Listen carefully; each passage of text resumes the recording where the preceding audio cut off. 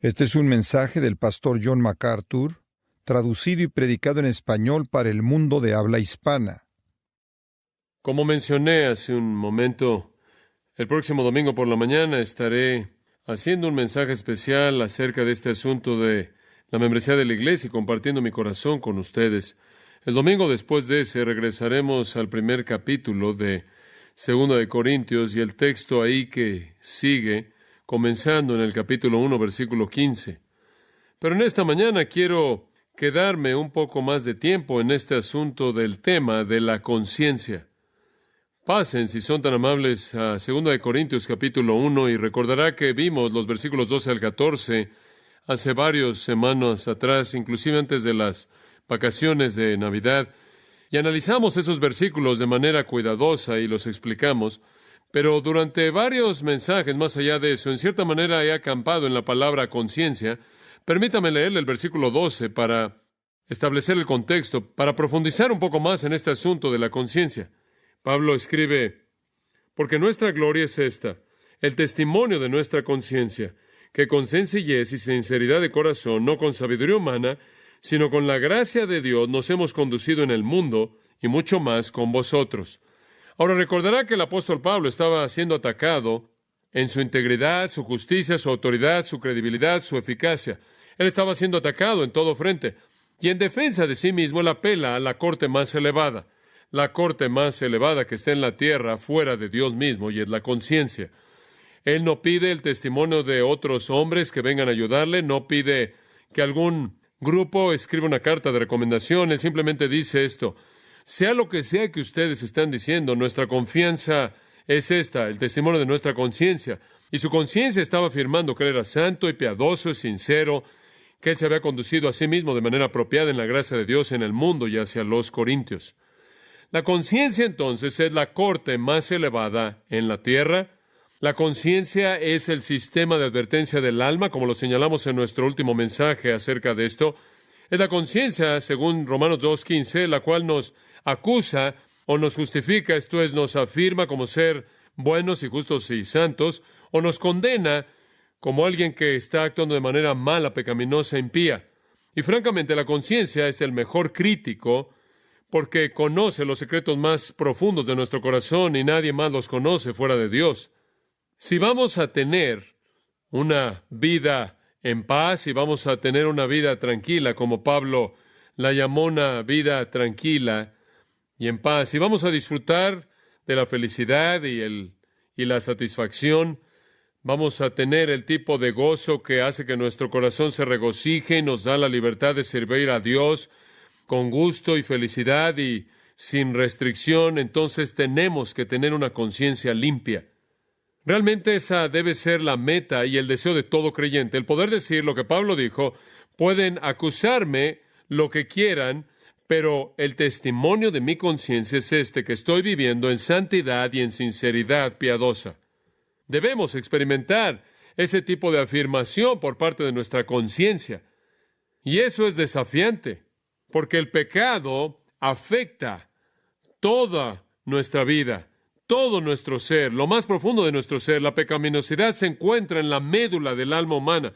Jesús dijo, por ejemplo, en Mateo 5, versículos 19 y 20, del corazón salen los malos pensamientos, los homicidios, los adulterios, fornicaciones, robos, testimonios falsos, calumnias. Estas son las cosas que contaminan al hombre. Y después dice él: el hombre malo del mal tesoro de su corazón saca lo que es malo, porque de la abundancia del corazón habla la boca. Lucas 6:45. En otras palabras, en la profundidad del corazón humano está la pecaminosidad que permea todo y se levanta para crear el tipo de palabras y el tipo de acciones que identificamos como pecaminosas. Francamente, es la naturaleza humana el amar el pecado y el odiar a Dios.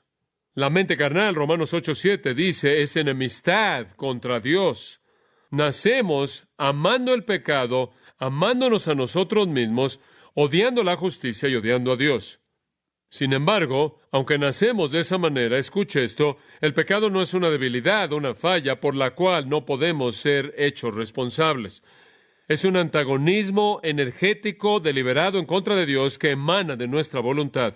Los pecadores, de manera libre, deliberada y gustosamente escogen el pecado. En otras palabras, el pecado que hay en nosotros se manifiesta a sí mismo en una rebelión deliberada, intencional en contra de Dios. La Biblia dice que los pecadores razonarán en sus corazones de esta manera. Salmo 12:4 dice, con nuestra lengua prevaleceremos, nuestros labios son nuestros, ¿quién es Señor sobre nosotros? Como si dijeran, Dios no tiene derecho alguno sobre mi vida, yo voy a decir lo que quiero y haré lo que yo quiero. Isaías 57:4 caracteriza a los pecadores como niños rebeldes, quienes abren sus bocas y le sacan la lengua a Dios. El pecado anhela derrocar a Dios, quitarlo de su trono, usurpar su autoridad y colocarse a sí mismo en el lugar de Dios. Todo el pecado, por lo tanto, se encuentra en su núcleo un acto de orgullo. El orgullo dice, muévete, Dios, yo estoy a cargo, voy a hacer lo que yo quiero. Por lo tanto, todo el pecado en su médula es blasfemia. Todo el pecado en su núcleo es blasfemia porque ataca a Dios. Y cuando llegamos a este mundo, amamos el pecado, y entonces amamos nuestra rebelión, y amamos nuestro orgullo, y amamos nuestra blasfemia. Nos deleitamos en ella, y buscamos toda oportunidad que podemos para manifestarlo. Pero tenemos un problema, tenemos una conciencia. Y la conciencia nos dice que somos culpables. Nos amartilla. Es como un sonido imparable que está sonando en nuestros oídos espirituales. ¿Y entonces qué hacemos? Tratamos de callar la conciencia al camuflajear nuestro pecado o redefinir nuestro pecado o evadir nuestra responsabilidad. Y usted podría resumir cómo hacemos esto, quizás en 3 maneras. En primer lugar, para poder callar nuestra conciencia de manera típica, tratamos de encubrir el pecado, enmascararlo. Esto no es nuevo. Adán y Eva hicieron esto en el huerto. Dice en Génesis que cuando pecaron, los ojos de ambos fueron abiertos y sabían que estaban desnudos y cosieron hojas de higo para cubrirse y se escondieron después de la presencia del Señor. Trataron de esconderse, trataron de cubrir el pecado. El rey David, en futilidad, trató de cubrir su culpabilidad cuando pecó contra Urías, cometió adulterio con la esposa de Urías, Betsabé. Cuando ella se embarazó, David primero trató de hacerlo parecer como si Urías era el padre del bebé, de acuerdo con 2 Samuel 11:5-13, eso no funcionó, y entonces tuvo que planear el matar a Urías, y eso simplemente multiplicó su pecado. Y durante los meses que David trató de enfrentar el embarazo de Betsabé, él continuamente trató de cubrir su pecado. Más adelante, cuando David fue confrontado con su pecado, él se arrepintió y dijo, cuando guardé silencio por mi pecado, mi cuerpo se desgastó a través de mi gemir todo el día, porque día y noche tu mano estuvo sobre mí, mi vitalidad fue secada como el calor de verano. Salmo 32, 3 y 4. David trató de cubrirlo y su conciencia simplemente lo plagó de tal manera que los jugos de su vida se secaron. ¿Qué es eso? La saliva, el flujo de la sangre, el fluido que conduce el sistema nervioso, literalmente se enfermó, se volvió un hombre enfermo. Una segunda manera en la que tratamos de enfrentar nuestro pecado para poder camuflajearlo y ayudar que nuestra conciencia sobreviva es tratar de justificarnos a nosotros mismos. El pecado siempre es la culpa de alguien más. De nuevo usted regresa a Adán y Eva, y Adán no culpó a Eva, sino de hecho a Dios. Y él describió a Eva como la mujer que tú me diste, y por lo tanto él no estaba solo culpando a su esposa, sino también a Dios. De manera típica, la gente trata de justificar su pecado porque creen que tienen alguna razón válida. Se convencen a sí mismos diciendo que está bien porque realmente son víctimas de algún poder exterior a ellos, algún poder ajeno a ellos, otra fuente. En nuestro día, inclusive, llamamos al pecado enfermedad, nos llamamos a nosotros mismos víctimas, negamos que hemos hecho algo que realmente está mal. La mente humana es interminablemente creativa en tratar de justificarse a sí misma, y la manera de pensar pervertida nos hace hacer eso.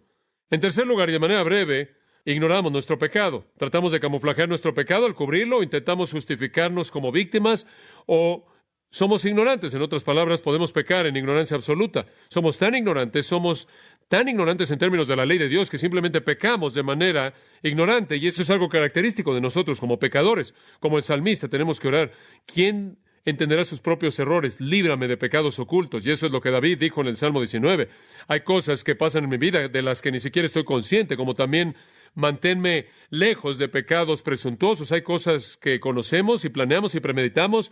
Hay cosas que simplemente son actividades que son parte de nuestro estado caído de manera natural, tendemos a ser insensibles hacia nuestro propio pecado. Esa es la razón por la que Jesús dijo, antes de que andes en la vida en el ojo de alguien más, en Mateo 7, sácate tu pecado. ¿Por qué no te quitas primero la viga de tu propio ojo y luego ves el palillo de tu hermano? Y podemos ver el pecado con mucha frecuencia, con mayor claridad en otros que nosotros mismos, y el pecado es muy engañoso.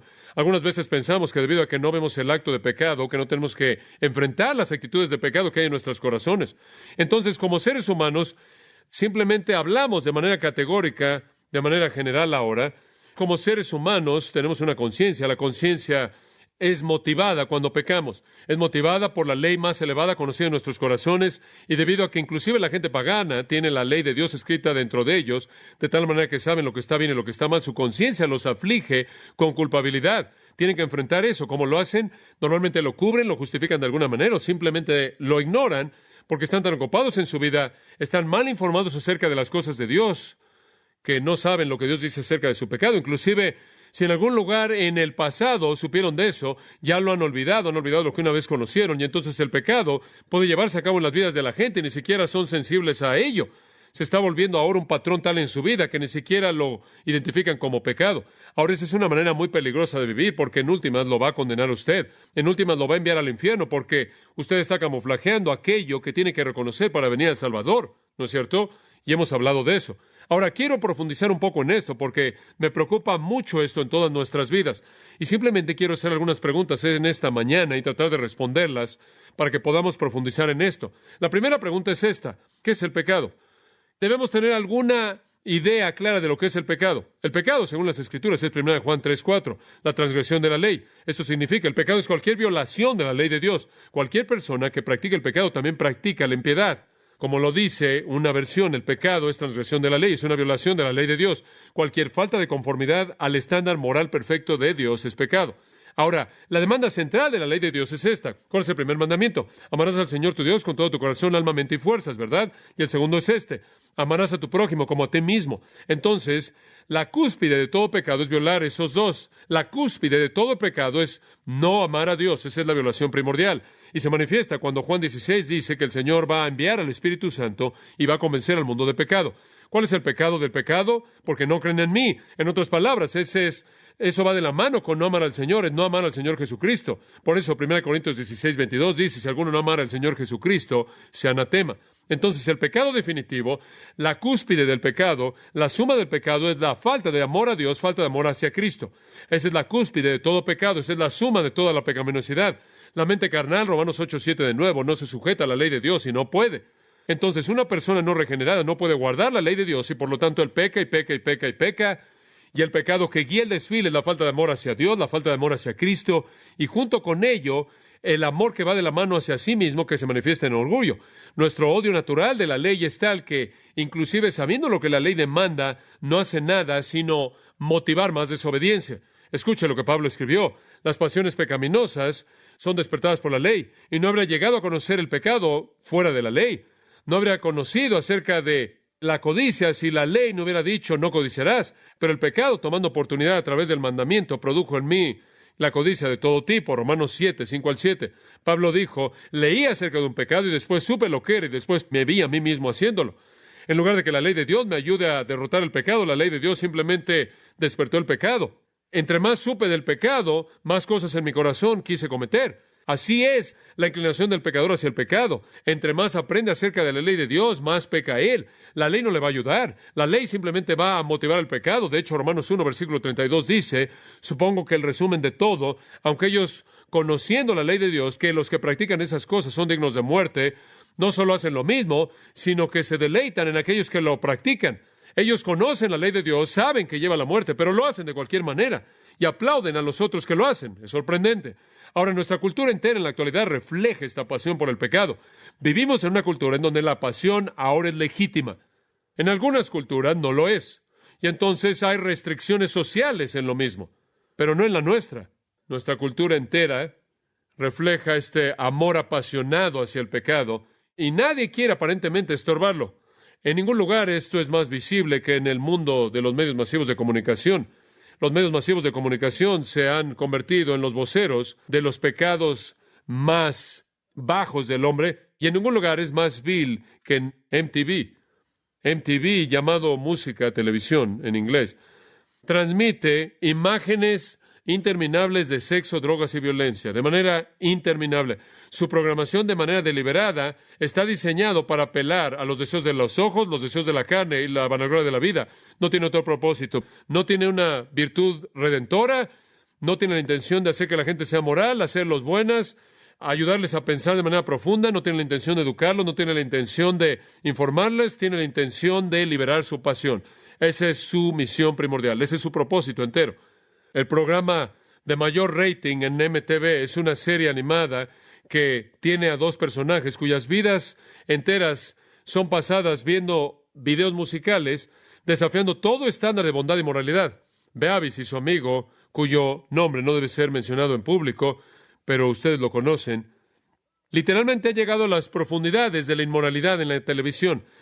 El lenguaje, las imágenes que se incluyen en estos programas son deliberadamente ofensivas, deliberadamente viles, son anticristianas, antimoral, y ni siquiera sería apropiado que yo las discutiera en un servicio de adoración. A pesar de esta realidad sorprendente de MTV, la cual es la escoria, el caño de la industria de los medios masivos de comunicación, MTV recientemente realizó un programa especial acerca de la teología del pecado. No lo vi en MTV, que quede claro, porque no tengo eso en mi televisión. Lo vi en PBS, en donde lo repitieron en el sistema de transmisión pública. Francamente me sorprendió ver que MTV llegara a reconocer el concepto del pecado, mucho menos hacer una serie especial acerca de esto ahí en MTV. Entonces me pareció curioso el ver de qué iba a ser. Vi un video del programa y fui realmente lo que esperaba, una racionalización humanista en su totalidad que presentaba el pecado como algo que no era malo, simplemente lo redefinió. Hubieron cierto tipo de conductas que dijeron que no se podían evitar. Algunas cosas eran imprudentes, no se aconsejaba que se hicieran, y a veces era no amable hacer ciertas cosas, pero no había nada inherentemente impío en nada, y no había nada que ofendiera a Dios, porque realmente no había Dios. Ahora, la serie estaba diseñada en torno a los 7 pecados mortales, y si alguno de ustedes tiene un trasfondo del catolicismo, probablemente han oído de los 7 pecados veniales o mortales. No se enlistan así en la Biblia, pero en la época medieval, algunos teólogos medievales elaboraron una lista de lo que pensaban que eran los pecados, los 7 pecados veniales. Es una lista algo familiar. Aquí están el orgullo, la avaricia, la lujuria, el enojo, la envidia, la glotonería y la pereza. No una lista bíblica, pero un grupo clásico, probablemente elaborado por algunos teólogos medievales. El propósito no era identificar todo el pecado, sino identificar las actitudes de raíz de todo el pecado. Notará que esos son 7 pecados, llamados los 7 pecados mortales, no acciones, son actitudes. Orgullo, avaricia, lujuria, enojo, envidia, glotonería y pereza. Esos dan lugar a ciertas palabras, ciertas acciones. Pero esos, pensaron los teólogos, en cierta manera, en las cosas que yacían detrás de toda la conducta humana pecaminosa. Ahora, en MTV, los 7 pecados veniales fueron retratados como todo menos mortal. De hecho, lo que hicieron fue encontrar ahí partes de personajes de caricaturas, extractos de películas bien conocidas y entrevistas con celebridades y algunos rockers y algunas personas que están involucradas en rap, entrevistas con personas en el centro comercial, y todo fue editado para proveer un comentario de estos pecados. Y estas son las respuestas típicas. Queen Latifah, una cantante de rap, dijo: el orgullo es un pecado, no estaba consciente de eso. La actriz Christy Alley estuvo de acuerdo y dijo, y cito, no creo que el orgullo es un pecado, creo que es algo que un idiota inventó. Fin de la cita. Un rockero del grupo de Aerosmith dijo, y cito, la lujuria es para lo que vivo. Para eso me metí en la banda. Para las niñas que están ahí en la primera fila. El rapero Ice-T dijo, hablando del enojo, y cito, es necesario. Tienes que liberar esta tensión porque la vida trae tensión. Liberamos nuestro enojo cuando grabamos discos. Cuando hicimos Mata al Policía, estábamos enojados y los policías se enojaron. Un personaje, Michael Douglas, en una película llamada Wall Street, dijo, la avaricia es buena. Y claro, junto con todo esto, hubo una inversión total de la definición del pecado, la apelación inevitable a la psicología popular para definir estos puntos de vista, y la defensa fue siempre a lo largo de la idea de preservar la autoestima. La psicología dice que no podemos estar etiquetando a la gente como pecadores, va a echar a perder su autoestima. Ice-T dijo, y cito, el orgullo es un mandato. Ese es uno de los problemas de los niños en las ciudades, en las calles. Los niños no tienen suficiente orgullo. Me metía en una pandilla debido al orgullo. Ahora, ¿qué tan torcido es eso? John Leo escribió una perspectiva de esto en una revista que se llama US News y World Report, y resumió el sabor del programa, el cual leí y pensé que era muy interesante. Escuche lo que dijo, y cito: en lugar del lenguaje de la moderación y el dominio propio, todo el mundo parece hablar en el idioma terapéutico de los sentimientos y la autoestima. El orgullo no es un pecado, debe sentirse bien acerca de usted mismo. La envidia lo hace sentirse mal acerca de usted mismo. Cuando usted tiene sexo con una mujer, un rockero dice, ella lo hace sentirse bien acerca de usted mismo. Pero no sé si eso lo salva al final. Inclusive, el homosexual arrepentido está totalmente comprometido con el hablar acerca de sí mismo. Y cito: perdonarme a mí mismo se ha convertido en el desafío de mi vida. Él escribe: hay un sentido vago de que el pecado, si existe, seguramente es un problema de la psicología. Fin de la cita. Kurt Loder, un narrador, nos dice que al comienzo del programa estamos lidiando con compulsiones. Él dice: los 7 pecados veniales no son actos malos, sino más bien compulsiones humanas universales que pueden ser molestas y se pueden disfrutar mucho. Fin de la cita. Al hablar de la glotonería, rápidamente se deteriora en hablar de adicciones. Así es como todos los hábitos se presentan en las terapias populares de la generación de MTV en la que creció. Yo soy adicto a mi novia, dice un hombre acerca de la glotonería. Alguien más dice que el programa de autoayuda de 12 pasos es el regalo de Dios al siglo XXI. Él simplemente está narrando el caos y la confusión. Por cierto, el homosexual arrepentido al que se hizo referencia en el artículo era un joven que de hecho había matado a un homosexual y después describió sus sentimientos de remordimiento. Él se preguntó si en algún momento podía ser perdonado, entonces fue con un capellán, supongo en su cárcel, y el capellán le dijo que el perdón es posible, pero la única manera en la que él va a conocer perdón es si llega a sentirlo algún día. Y entonces él vive cada día para sentirse perdonado. Es triste.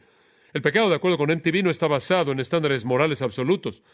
En lugar de esto, es una cuestión de la preferencia de cada persona. En otras palabras, lo que es pecado para mí no puede ser pecado para usted.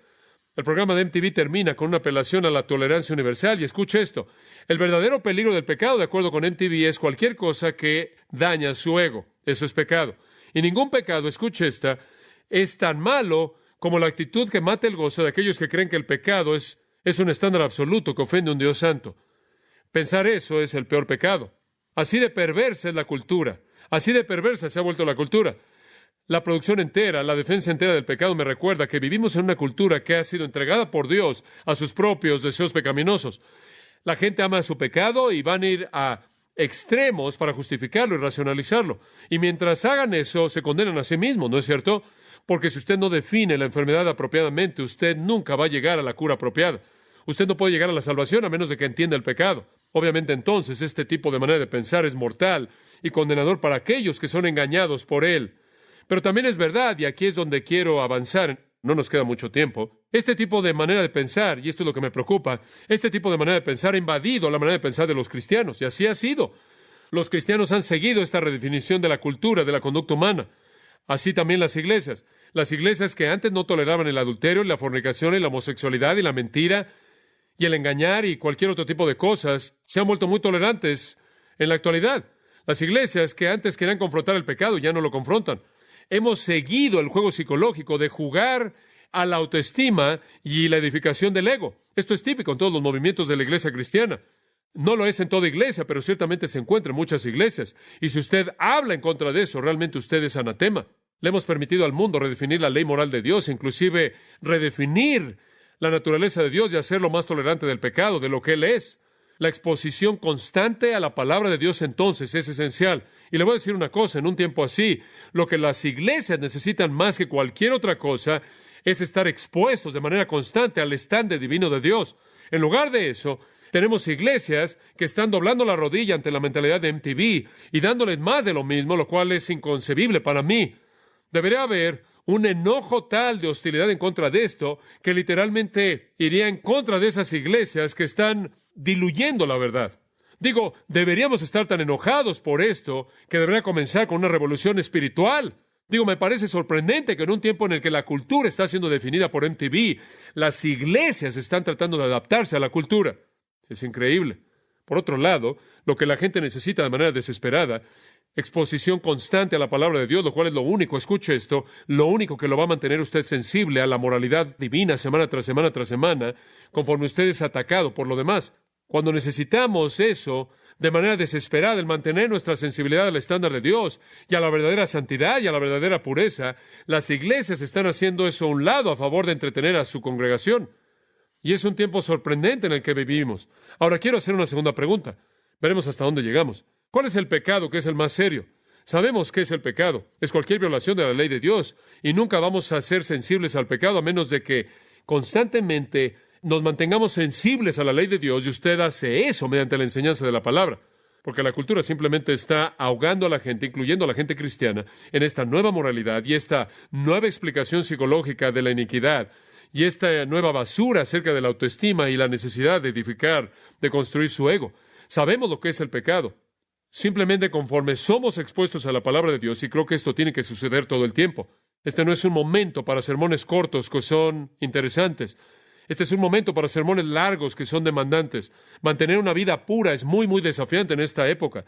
Y necesitamos oír la palabra de Dios. Pero profundicemos un poco más. ¿Cuál es el pecado más serio? ¿Cuál es el pecado más serio? Y le voy a decir cuál es la respuesta.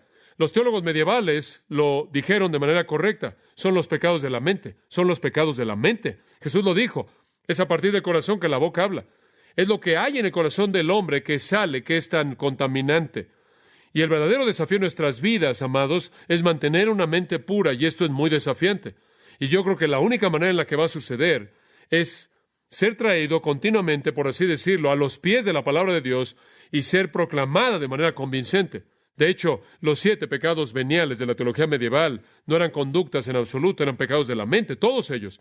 Y ningún pecado es más destructivo para la conciencia que el pecado que se lleva a cabo en la arena de la mente.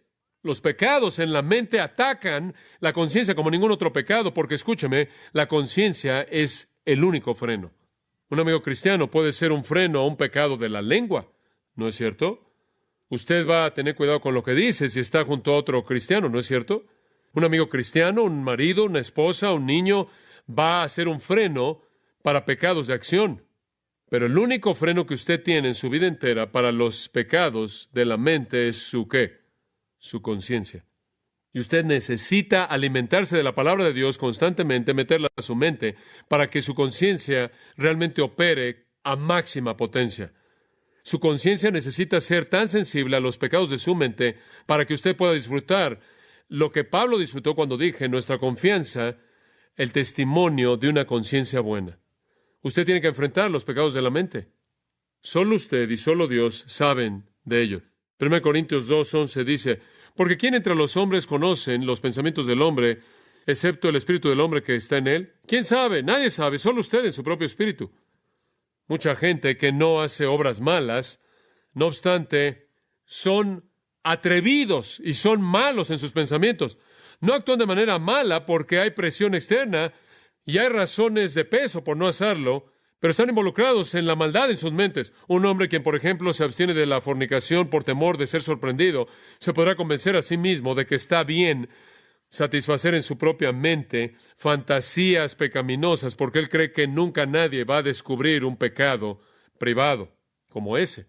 Pero la realidad es que el pecado que él entretiene de manera deliberada en su mente puede ser 1000 veces más malo que cualquier cosa que jamás llegaría a ser delante de otros. Y las Escrituras dicen que su culpabilidad es igual delante de Dios como si lo actuara. Esa es la razón por la que su conciencia es tan demandante, tan imparable. Como puede ver, el satisfacer pecados de pensamiento, meterse en ese tipo de cosas es molestar su conciencia de manera directa, atacarla de manera directa. Y eso es simplemente tener culpabilidad interminable y la ausencia de gozo. Aquellos cuyos pensamientos son impuros no pueden tener conciencias limpias, conciencias puras. La culpabilidad es inherente en el pensamiento malo. Cuando los pensamientos están contaminados, la conciencia inmediatamente es contaminada y la conciencia grita. A los puros, dijo Pablo a Tito en el capítulo 1, versículo 15, todas las cosas son puras, pero a los que son inmundos, nada es puro. Tanto su mente como su conciencia está contaminada. Cuando la mente está contaminada, la conciencia está contaminada. Nada daña a la conciencia más que el hábito de meterse en pensamientos malos. Desafortunadamente, una vez que se ha comenzado la práctica, se vuelve demasiado rápida. Y por cierto, este es el pecado que no necesita oportunidad alguna. ¿Ha notado eso? No se necesita a nadie, ni a nada, ni ningún lugar en particular. Los pecados de la mente pueden suceder en cualquier lugar, en cualquier momento, bajo cualquier circunstancia. Y esa es la razón por la que cuando usted comienza a cultivar pecados de la mente, usted se coloca en una situación totalmente aterradora porque no puede escapar. Hay algunos pecados de los que puede huir, no de los pecados de la mente. Entonces es destructivo más allá de cualquier cosa. Usted cree que está bien porque no está afuera y todo el mundo piensa que todo está bien. Y la realidad es que está peor por dentro porque no es detectado por otros y por lo tanto está cultivando iniquidad habitual al involucrar la mente y las emociones y el deseo y la memoria y la imaginación, pensamientos de pecado. Usted va a volver su alma hacia hábitos pecaminosos en ese tipo de flujo. Siembre usted un pensamiento, coseche un acto. Siembre un acto, coseche un hábito. Siembre un hábito, coseche una vida. Siembre una vida y coseche un destino. Y es algo trágico, y esa es la razón por la que es tan importante que usted oiga la palabra de Dios constantemente y sea sensible al pecado de manera constante. Y de nuevo regreso a este asunto porque me preocupa tanto. La gente puede ir a muchas iglesias una y otra y otra y otra vez y el pecado nunca es confrontado. Eso puede hacerlos sentirse momentáneamente cómodos, pero no hace nada para su conciencia a largo plazo. No está ayudando, está estorbando, y eventualmente esas cosas por dentro se van a manifestar por fuera.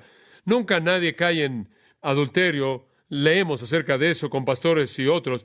Nunca nadie cae en el adulterio. El corazón del adúltero ha sido moldeado por un proceso largo de pensamientos pecaminosos y pensamientos de lujuria.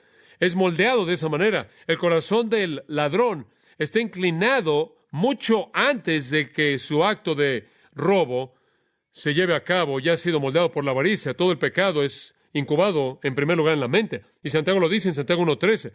Nadie diga cuando es tentado, soy tentado por Dios, porque Dios no puede ser tentado por el mal, ni Él tienta a nadie, sino que cada uno es tentado cuando de su propia concupiscencia es atraído y seducido. Entonces la concupiscencia, habiendo concebido, da luz el pecado, y el pecado, siendo consumado, da luz la muerte. No os engañéis, hermanos, todo comienza adentro. Y una y otra vez usted se acuerda de que Cristo reprendió a los fariseos porque observaban la ley ceremonial externa y ellos descuidaban la parte moral. Estaban preocupados de manera total con parecer justos y eran como una tumba, blancos por fuera y por dentro apestaban con huesos de cadáveres. Él les dice, ay de vosotros, escribas y fariseos hipócritas, porque limpiáis lo de afuera del plato y del vaso, pero por dentro están llenos de robo y de malicia.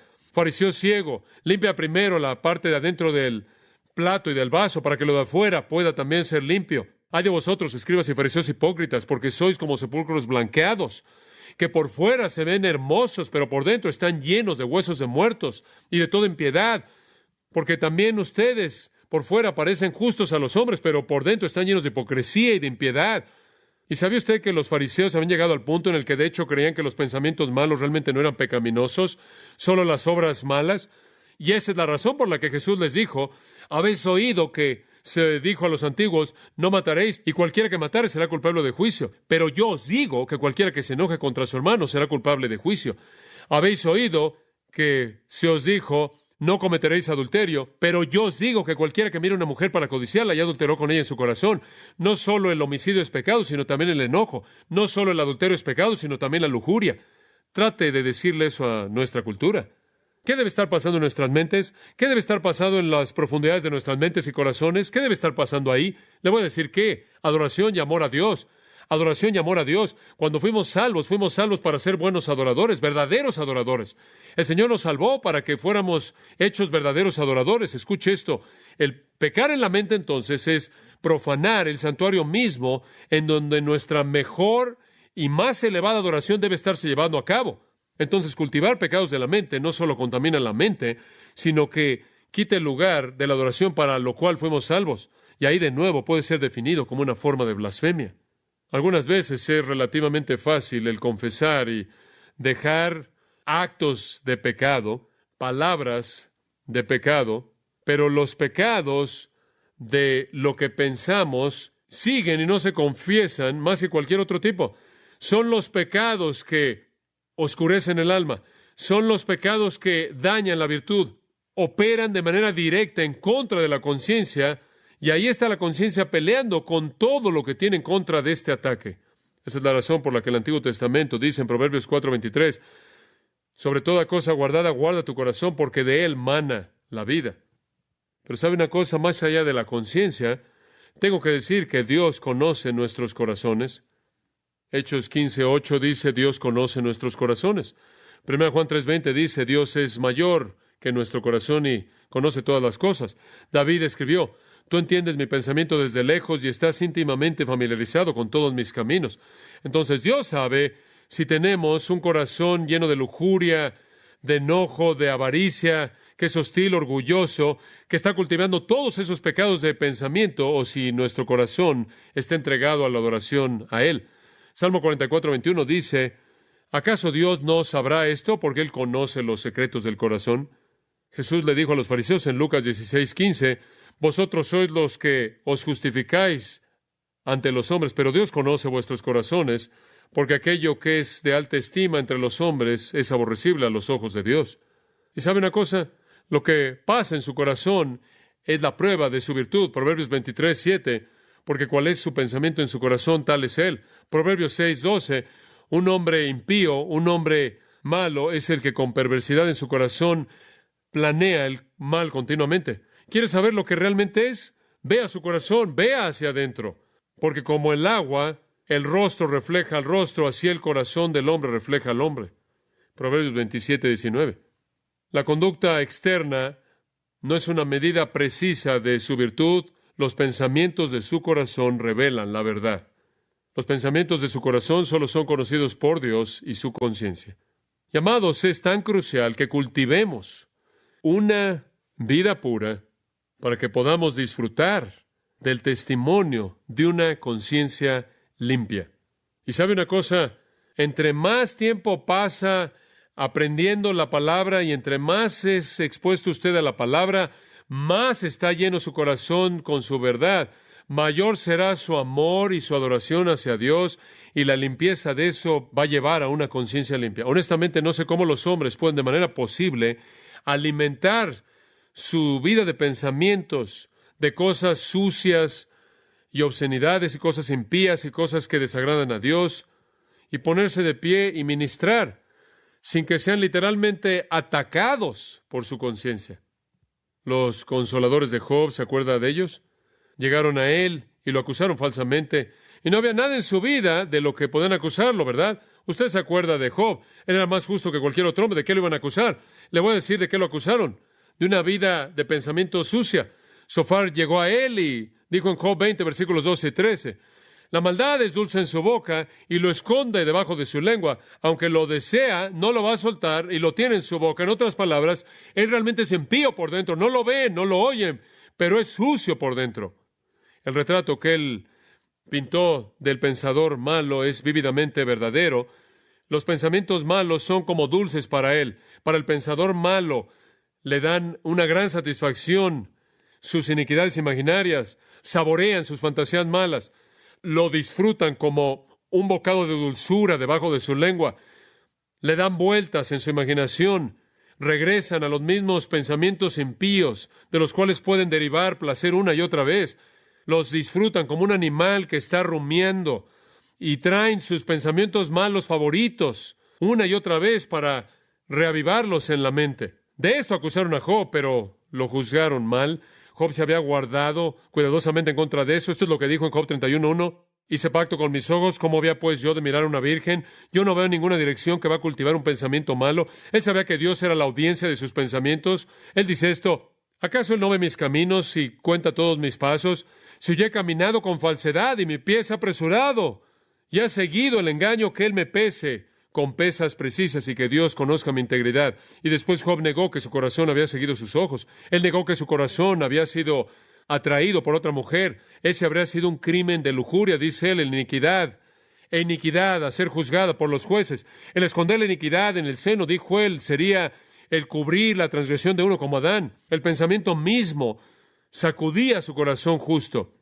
No, Job estaba muy consciente del peligro de los pensamientos pecaminosos. Él de manera deliberada, consciente, guardó su corazón para evitar esas cosas. Y después, ¿sabe qué más hizo él? Él inclusive ofrece un sacrificio a Dios en caso de que sus hijos hubieran pecado en sus corazones. Cuando los días del banquete se habían completado, Job enviaba y los consagraba y se levantaba temprano por la mañana y ofreció holocaustos según el número de todos ellos, porque Job dijo, quizás mis hijos han pecado y maldecido a Dios en sus corazones.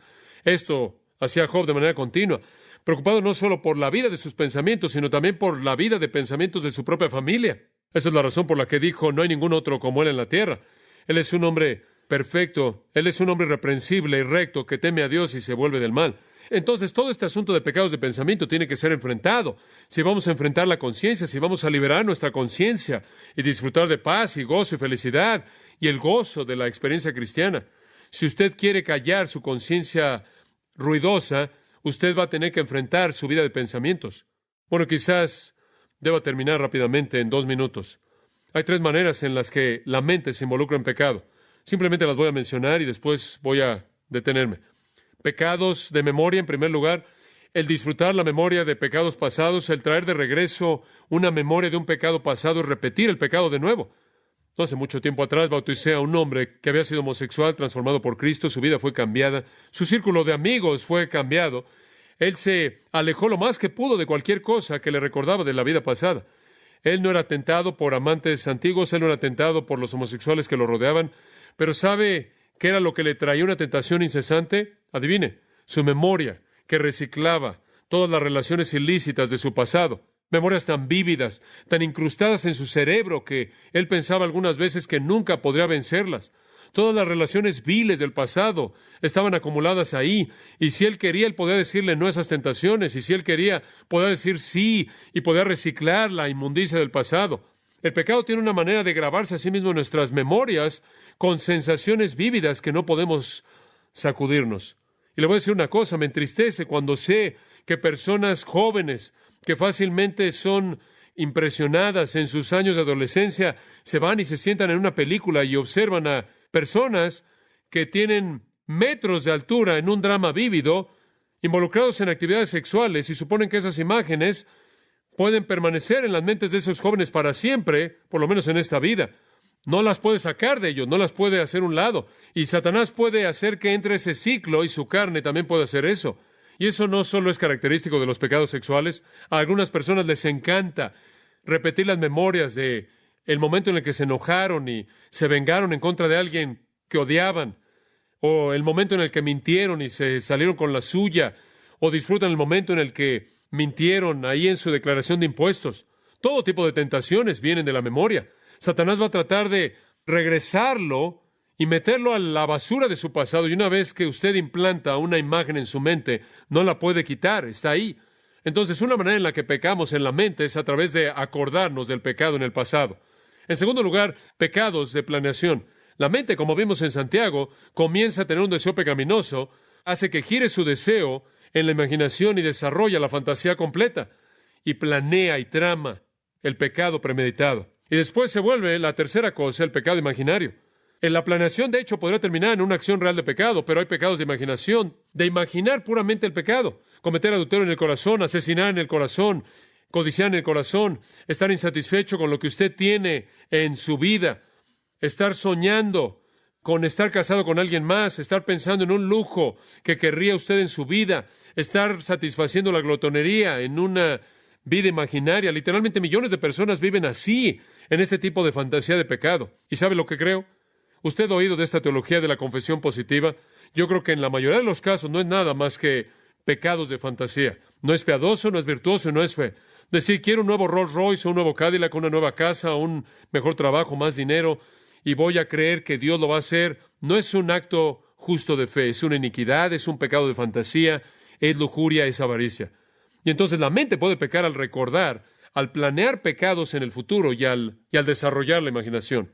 El salmista dijo, crea en mí que, oh Dios, un corazón limpio, para que él pudiera tener una conciencia limpia. Inclinémonos en oración. Ahora, mientras que sus cabezas están inclinadas en este momento de conclusión, permítame pedirle que escuche y concluiremos en oración. ¿Cómo va a enfrentar el problema de pecados de pensamiento? Primero, confiéselo, identifíquelo y déjelo.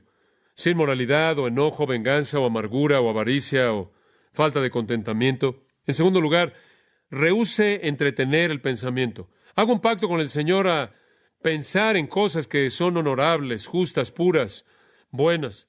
Después aliméntese de la palabra, la cual cuando es escondida en el corazón previene el pecado.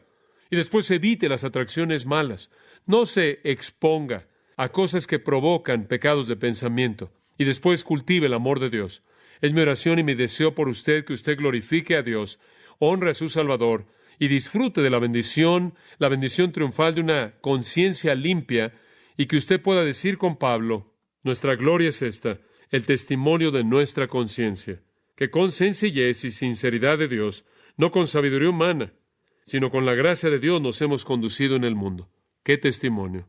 Padre, lleva a cabo eso en todo corazón, limpia todo corazón, y que tengamos una conciencia que nos defiende, el gozo y la paz de una conciencia que nos defiende.